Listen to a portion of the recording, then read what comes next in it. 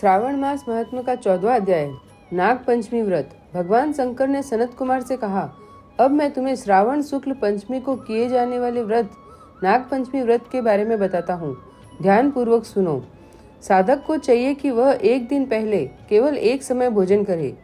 पंचमी वाले दिन स्वर्ण या रजत निर्मित नाग लेकर नक्त व्रत करना चाहिए। नक्त व्रत रखकर बढ़ई या कुम्हार से 5 फनों वाला नाग बनवाकर उसकी पूजा करनी चाहिए।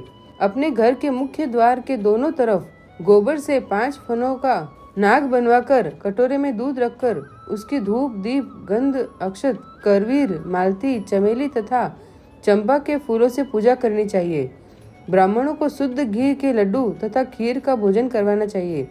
कालिय नाग, तक्षक नाग, शंखपाल, वासुकी, शेषनाग, पद्मनाग आदि नागों को हल्दी व चंदन से दीवार पर बनवाकर तथा नाग माता कद्रू को भी अंकित कर पुष्पों से पूजा करनी चाहिए।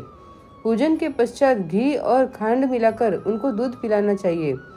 उस दिन लोहे की कढ़ाई में पकवान बनाने वर्जित है। गेहूं और दूध की खीर बनाकर भुने चने, धान का लावा और भुने जौ नागों को देने चाहिए एवं स्वयं भी उपरोक्त वस्तुओं का भोजन करना चाहिए।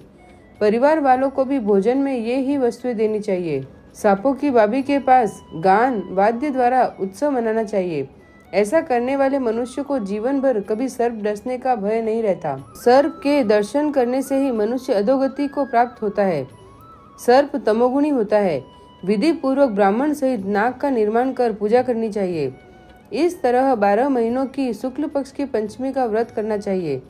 वर्ष की समाप्ति पर शुक्ल पक्ष पंचमी को फिर से नागों का पूजन करना चाहिए। श्री नारायण जो सब स्थानों पर स्थित है, सब वस्तुओं को प्रदान करने की क्षमता रखते हैं, जो अपराजित है, उनको स्मरण कर निम्न वचन कहने चाहिए। हे प्रभु, मेरे वंश में हमारे पूर्वजों में से जो भी सर्पों के दंश से अधोगति को प्राप्त हुए हैं, वे इस व्रत से तथा दान से मुक्ति को प्राप्त हो जाए। इस प्रकार उच्चारण कर सफेद चंदन युक्त चावल के पानी को भक्ति पूर्वक वासुदेव श्री कृष्ण के निमित्त जल में छोड़ देना चाहिए।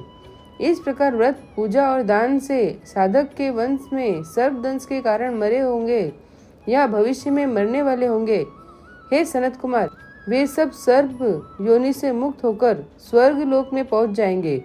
इस प्रकार व्रत करने वाला अपने वंश का उद्धार कर शिवजी के सानिध्य में पहुंच जाता है। हे सनत कुमार, जो मनुष्य नाग की हत्या करते हैं, उनके परिवार में अगले जन्म में पुत्र नहीं होता और यदि होता है तो अधिक समय तक जीवित नहीं रहता।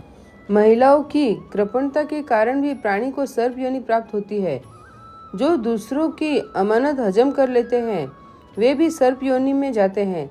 जो प्राणी विभिन्न कारणों से सर्प योनि में चले जाते हैं, उनके उद्धार का एकमात्र रास्ता नाग पंचमी का व्रत ही है। जो प्राणी नाग पंचमी का व्रत तथा नाग पूजा करते हैं, उनकी भलाई के लिए नागों के स्वामी शेषनाग और वासुकी नाग भगवान विष्णु से और भगवान शंकर से हाथ जोड़कर प्रार्थना करते हैं। शेषनाग और वासुकी नाग की प्रार्थना पर भगवान विष्णु और भगवान शंकर उन लोगों की सब मनोकामनाएं पूर्ण करते हैं। वे प्राणी नागलोक में अनेक तरह के भोगों को भोग कर वैकुंठ लोक में जाते हैं। बोलो श्रावण मास महात्म्य के 14वें अध्याय की जय। श्री राधे कृष्ण।